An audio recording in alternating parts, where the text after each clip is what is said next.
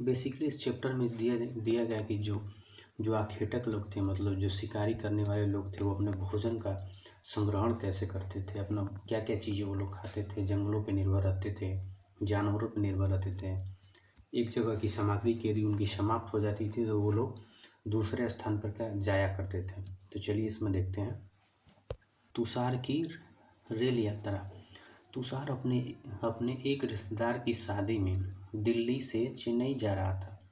Rail में उसे खिड़की वाली सीट मिल गई, जहां से वो बाहर का नज़ारा देखने में मग्न हो गया। तेज दौड़ती गाड़ी से उसने देखा कि धूप, पेड़, खेत खलिहान बड़ी तेजी से पीछे की ओर छूटते चले जा रहे थे। तभी उसके चाचा ने उसके कंधे पर हाथ रखकर कहा, पता है, लोगों ने मात्र 150 साल पहले रेल से यात्रा करना शुरू की थी। बस तो इसके कुछ शायद बाद आई। तुषार सोचने लगा कि जब लोगों के पास आने जाने के लिए तेज रफ्तार वाली साधन नहीं थी तो क्या लोग एक जगह से दूसरी जगह तक यात्रा नहीं करते थे? क्या एक ही जगह पे लोग हमेशा रहा करते थे? ये सब चीज़ें क्या हुआ, तुषार के मन में बातें आई। आरंभिक मानव आखिर इधर उधर क्यों घूमते थे, उसके बारे में हम लोग को क्या करना है, पढ़ना है कि जो आरंभिक मानव थे वो एक जगह से दूसरी जगह तक क्यों जाते थे। हम उन लोगों के बारे में जानते हैं जो इस महाद्वीप में 20 लाख साल पहले रहा करते थे। आज हम उन्हें आखेटक खाद्य संग्राहक के नाम से जानते हैं। भोजन का इंतजाम करने की विधि के आधार पर इन्हें इस नाम से पुकारा जाता था। आमतौर पर खाने के लिए वे जंगली जानवरों का शिकार करते थे, मछलियाँ और चिड़िया पकड़ते थे, फल फूल, दाने, पौधे, पत्तियाँ, अंडे इकट्ठा किया करते थे। आखेटक खाद्य संग्राहक समुदाय के लोग एक जगह से दूसरी जगह तक घूमते रहते थे। ऐसा करने के कई कारण थे, मतलब जो आखेटक लोग थे, खाद्य संग्राहक जो करने वाले लोग थे, वो ऐसा क्यों करते थे, एक जगह से दूसरी जगह तक जाते थे। तो पहला कारण यह है कि वे एक ही जगह पर ज़्यादा दिनों तक रहते तो आसपास के पौधे, फलों और जानवरों को खाकर समाप्त कर देते थे, इसलिए और भोजन की तलाश में इन्हें दूसरी जगहों पर जाना पड़ता था। पहला कारण हो गया। दूसरा कारण यह कि जानवर अपने शिकार के लिए या फिर हिरण और मवेशी अपना चारा ढूंढने के लिए एक जगह से दूसरी जगह तक जाया करते थे, इसलिए इन जानवरों का शिकार करने के लिए जो आखेटक लोग थे वो लोग भी क्या करते थे, जाते थे इन जानवरों के पीछे पीछे। तीसरा कारण यह है कि पेड़ और पौधे में फूल फल अलग अलग मौसम में आते थे। हाँ, ऐसा नहीं है कि हर मौसम में कोई पेड़ हो वो हमेशा फल देता रहेगा। हर कोई भी पेड़ हो तो हर मौसम में क्या होता है, चेंजेस आते रहते हैं, इसलिए लोगों उनकी तलाश में उपयुक्त मौसम के अनुसार इलाकों में घूमते होंगे। और चौथा कारण यह है कि पानी के बिना किसी भी प्राणी या पेड़ पौधे का जीवित रहना संभव नहीं है। जैसे पानी की तलाश में क्या करते थे वो लोग, एक जगह से दूसरी जगह तक जाते थे। पानी झीलों, झरनों तथा नदियों में ही मिलता था। यद्यपि कई नदियाँ और झीलों का पानी कभी नहीं सूखता था। कुछ झीलों और नदियों में पानी बारिश के बाद भी मिल पाता था, इसलिए ऐसी झीलों और नदियों के किनारे बसे सूखे मौसम में पानी की तलाश में इधर उधर जाना पड़ता था। जो आरंभिक मानव थे उसके बारे में हम लोगों ने पढ़ लिया कि वो क्यों एक जगह से दूसरे जगह तक पलायन करते थे, एक स्थान पर ज़्यादा दिन तक क्यों नहीं टिक के रहते थे, उसके बारे में हम लोगों ने पढ़ लिया। नेक्स्ट है आरंभिक मानव के बारे में जानकारी कैसे मिलती है। जो हम लोग का आरंभिक मानव था उसके बारे में हम लोग को जानकारी किस तरीके से मिलती है, कैसे हम लोग आरंभिक मानव के बारे में क्या कर सकते हैं, जानकारी ले सकते हैं। तो पुरातत्वविद को कुछ ऐसी वस्तुएं मिली हैं जिनका निर्माण और उपयोग आखेटक खाद्य संग्राहक किया करते थे। जो आर्कियोलॉजिस्ट थे उन लोगों को कुछ ऐसी वस्तुएं मिली हैं जिससे उन लोगों को पता चलता है कि जो क्या थे, जो पहले के खाद्य संग्राहक लोग थे इन वस्तुओं का इस्तेमाल करते थे। यह संभव है कि लोगों ने अपने काम के लिए पत्थर, लकड़ियाँ और हड्डियों के औजार बनाए। इनमें से पत्थरों के औजार आज भी बचे हैं। इनमें से कुछ औजारों का उपयोग फल फूल काटने, हड्डियाँ और मांस काटने तथा पेड़ की छाल और जानवरों की खाल उतारने के लिए किया जाता था। कुछ के साथ हड्डियाँ या लकड़ियों के मुट्ठे लगाकर भाले और बाण जैसी हथियार बनाए जाते थे, और कुछ औजारों से लकड़ियाँ काटी जाती थी। लकड़ियों का उपयोग ईंधन के साथ साथ झोपड़ी और औजार बनाने के लिए किया जाता था। जैसे कि यहाँ पर दिया गया है कि जो पत्थर थे उनसे क्या करते थे लोग, किस किस तरीके का अपने दैनिक जीवन में उपयोग करने के लिए उसको अपनाते थे। पत्थरों के औजार का उपयोग बाएं इंसान के खाने योग्य जड़ों को खोदने के लिए किया जाता था। जैसे यहाँ पे बाएं में दिया गया है ये कि जो पत्थर से क्या लोग करते थे, कोई वैसा ज़मीन में कोई ऐसा पौधा हो, उसकी जड़ खाने लायक हो, तो उसको खोद कर निकाला जाता था। या दाएं जानवरों की खाल वस्त्र बने को सिलने के लिए किया जाता था। ठीक है।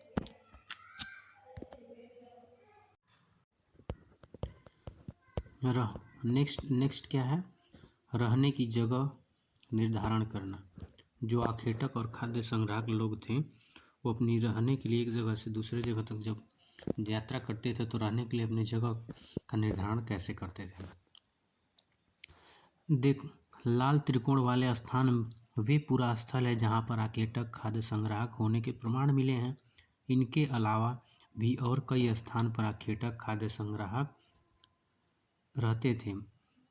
सिर्फ कुछ गिने चुने स्थानीय मानचित्र पर पूरा स्थल में नदियों झीलों के किनारे दिया गया। जो ये मानचित्र दिया गया इसमें बताया जो रेड जैसे कि भीमबेटका से क्या मिले हैं, पूरा पाषाणिक स्थल के चिन्ह मिले हैं। यहाँ से हुंसगी और कुरनूल की गुफा दी है, यहाँ से भी क्या ये चीज़ें मिली हैं।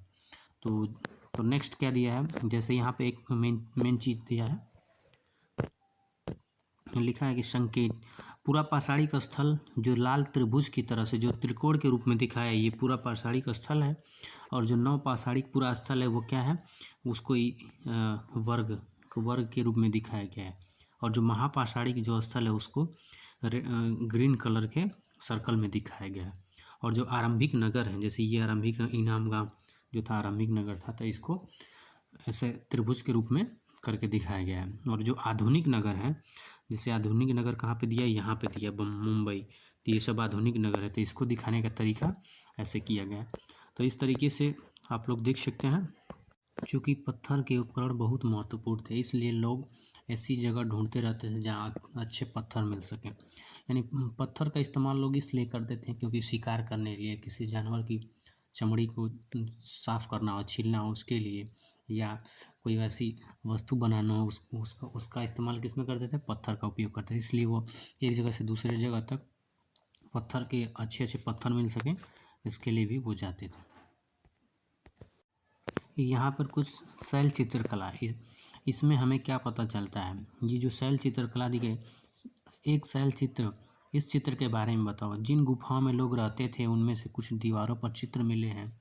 इनमें से कुछ सुंदर उदाहरण मध्य प्रदेश और दक्षिण उत्तर प्रदेश की गुफाओं से मिले चित्र हैं। इनमें से जंगली जानवर का बड़ी कुशलता से सजीवन चित्रण किया जाता था। और उसी तरह के यहाँ पे एक दिया भीमबेटका, ये जो कि बहुत ही इम्पोर्टेंट चीज़ है, एग्ज़ाम में भी पूछा जाता है कि जो भीमबेटका है वह कहाँ पे है, तो ये है मध्य प्रदेश में भीमबेटका के नाम से। इस पूरा स्थल गुफा व कंदराएँ मिली हैं, मतलब इस पूरा स्थल पर गुफाएँ व कंदराएँ मिली हैं। जो लोग इन गुफाओं के में इसलिए रहते थे क्योंकि यहाँ उन्हें बारिश, धूप और हवाओं से राहत मिलती थी। ठीक है, इसलिए क्या करते थे लोग, भीमबेटका की गुफा में मध्य प्रदेश की जो है वहाँ पे लोग अपना निवास स्थान को बना लिए थे। नेक्स्ट है, जैसे कि देखा जाए ये दिया कुछ होगा पूरा, जैसे कि नेक्स्ट क्या है, यह है पूरा स्थल। पूरा स्थल उसे कहते हैं जहाँ औजार, बर्तन और इमारतें जैसी वस्तुओं के अवशेष मिले हैं। ऐसी वस्तुओं का निर्माण लोगों ने अपने काम के लिए किया था और बाद में वे उन्हें वहीं छोड़ गए। ये जमीन के ऊपर, अंदर, कभी कभी समुद्र के और नदी के तल में भी पाए जाते थे। इन पुरास्थलों के बारे में आपको अगले अध्याय में बताया जाएगा, मतलब जो नेक्स्ट जो चैप्टर होगा तो उसमें पूरा स्थल के बारे में पढ़ा जाएगा। जैसे देख, आग की खोज सबसे पहले क्या हुई थी, कुरनूल गुफा यहाँ से राख के अवशेष मिले हैं। ये एग्जाम में भी क्वेश्चन आ सकता है, बहुत ही इंपॉर्टेंट चीज़ें हैं कि सबसे पहले जो आग के साक्ष्य कहाँ से प्राप्त हुए थे, तो वो कुरनूल की गुफा से ही आग के साक्ष्य प्राप्त हुए थे। नेक्स्ट क्या दिया, नाम और तिथियाँ। हम जिस काल के बारे में पढ़ रहे हैं पुरातत्वविद ने उनके बड़े बड़े नाम रखे हैं। आरंभिक काल को वे पूरा पाषाण काल कहते हैं। यह दो शब्दों से पूरा यानी प्राचीन और पाषाण यानी पत्थर से बना है। यह नाम पुरास्थलों से प्राप्त पत्थर के औजारे के महत्व को बताता है। पूरा पाषाण काल 20 लाख साल पहले से 12,000 साल पहले के दौरान माना जाता है। 20 लाख साल पहले से लेकर 12,000 साल पहले किसको माना जाता है? पूरा पाषाण काल को माना जाता है। इस काल को भी तीन भागों में विभाजित किया गया है। पहला क्या है? आरंभिक काल, दूसरा मध्य काल और तीसरा क्या है? उत्तर पाषाण काल। इसको 3 भागों में विभाजित किया गया है। और नेक्स्ट यहाँ पे दिया है कि मेसोलिथ यानी मध्य पाषाण युग। इसका समय लगभग 12,000 साल पहले से लेकर 10,000 साल पहले तक माना जाता है। इस काल के पाषाण और आमतौर पर बहुत छोटे होते थे। मतलब इस काल के जो औजार होते थे आमतौर पर क्या होते थे? छोटे छोटे होते थे। इसलिए इसका नाम क्या रखा गया? माइक्रो रखा गया। माइक्रोलिथ यानी लघु पाषाण कहा जाता है। ठीक है। और जो यहाँ पे जो माइक्रोलिथ में जो औजार होते थे हड्डियों के, लकड़ियों के और जैसे पत्थरों के औजार बनाए जाते थे। तो नेक्स्ट दिया है अगले युग की शुरुआत लगभग 10,000 साल पहले से होती है। इसे नवपाषाण काल कहते हैं। जो नवपाषाण काल जो युग था इसकी शुरुआत कब हुई थी? 10,000 साल पहले से हुई थी।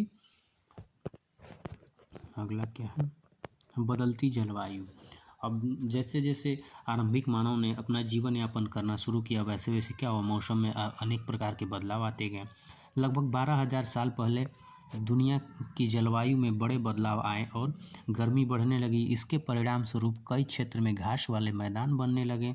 इससे हिरण, बारहसिंगा, भेड़, बकरी और गाय जैसे उन जानवरों की संख्या बढ़ी जो घास को खाकर जिंदा रहते हैं। और जो आखेटक खाद्य संग्राहक लोग थे वो क्या किए? इन जानवरों को खाने लगे और खा के अपना जीवन यापन करने लगे। खेती और पशुपालन की शुरुआत, मतलब इसमें ये बताया गया है कि खेती और पशुपालन की शुरुआत कैसे हुई थी। इसी दौरान उपमहाद्वीप के भिन्न भिन्न इलाकों में गेहूं और जौ, धान जैसे अनाज प्राकृतिक रूप से उगने लगे। ये सब चीज़ें क्या थी? जैसे गेहूं हुआ, जौ हुआ, धान, ये सब चीज़ें प्राकृतिक रूप से उगने लगी। तो जो मानव था, आरंभिक जो मानव था उसने इन फसलों को देखने के बाद उसने क्या किया? उसका अवलोकन करके वो लोग भी उसी तरीके से अपना फसल को उगाने का प्रयास करने लगे। अगला क्या दिया है? सबसे प्राचीन फसलों में गेहूं तथा जौ आते हैं। मतलब ये एग्जाम में भी आता है कि सबसे प्राचीन फसल कौन सी है, सबसे पहली फसल कौन सी मानव द्वारा उगाई गई थी। तो क्या? गेहूं और जौ आते हैं। उसी तरह सबसे पहले पालतू बनाया जाने वाला जानवर कुत्ते को कहा जाता है। जैसे मनुष्य ने सबसे पहली कौन सी फसल उगाई थी तो इसमें क्या आ जाएगा? गेहूं और जौ आ जाएगा। और उसके बाद सबसे पहला पालतू बनाने जाने वाला जानवर तो इसमें क्या आ जाएगा? कुत्ता आ जाएगा। कुत्ते के बाद क्या आती हैं? भेड़ और बकरियां आती हैं। उसी तरह इसमें कुछ उतना खास नहीं दिया है। इसमें एक नवीन जीवन शैली, यहाँ पर फसल के बारे में दिया गया है कि फसल को कैसे बोया जाता है, उसको उगाया जाता है, पानी दिया जाता है, धूप की आवश्यकता पड़ती है, उसके बारे में लिखा। उतना खास नहीं है।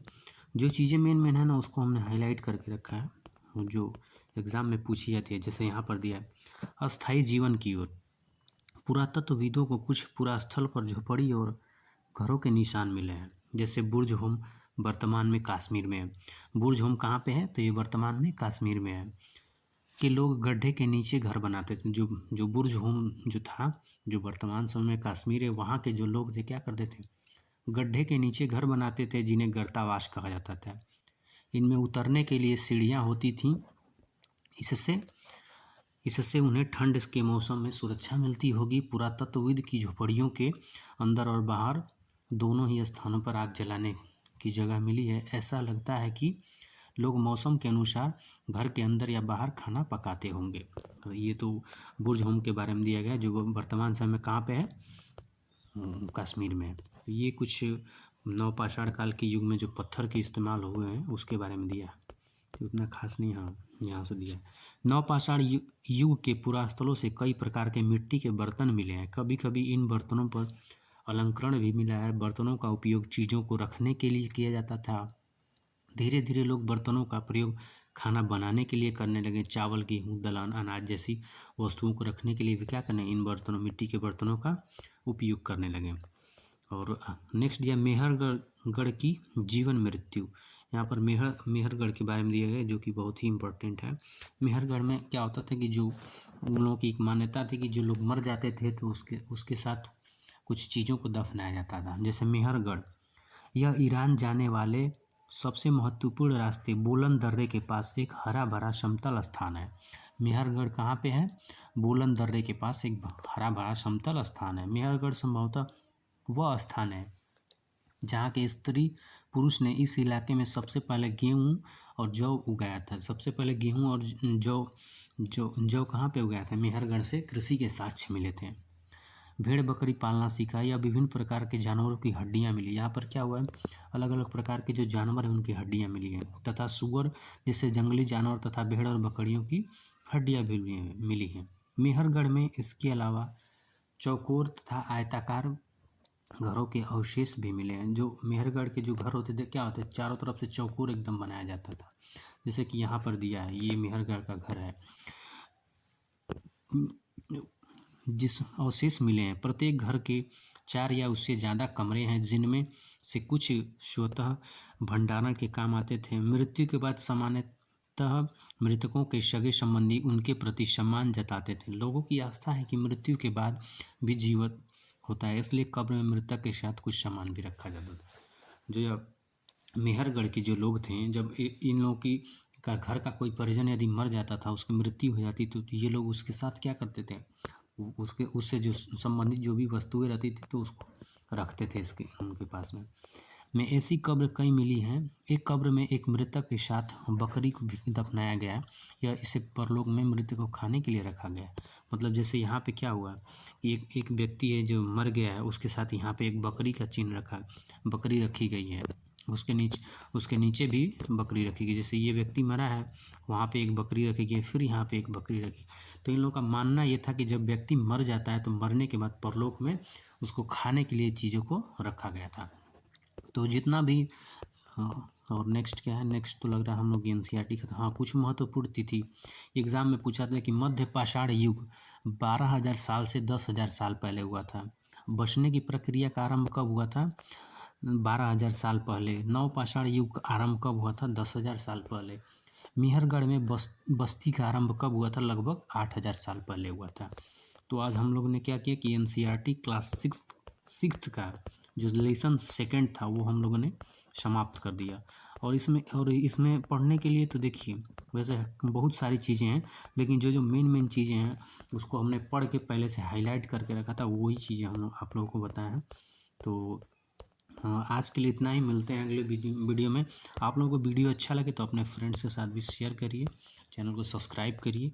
और हम लोग का जो नेक्स्ट टॉपिक क्या है, आरंभिक नगर के बारे में हम लोग क्या करेंगे, नेक्स्ट वीडियो में देखेंगे।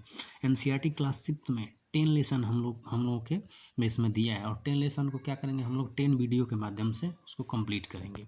तो आज के लिए इतना ही। जय हिंद।